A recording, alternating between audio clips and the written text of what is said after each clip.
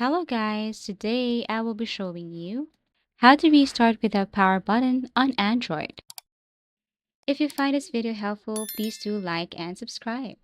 So if you want to restart your Android and your power button is not functioning well, in order for you to restart without a power button, all you have to do is go to your phone settings and you have to look for accessibility. Sometimes you can see it inside additional settings, but it depends on your phone brands. So here I can see it in additional settings. Tap on accessibility and then you have to look for accessibility menu. What you're going to do here is you have to make sure that this one is turned on. So once you have turned on this accessibility menu, you can now exit your phone settings. And then if you go back to your home screen, you should see this icon right here.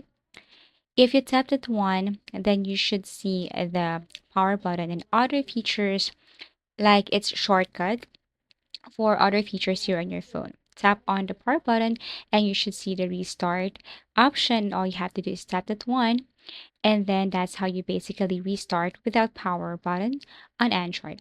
Thank you for watching and see you again in our next video tutorials.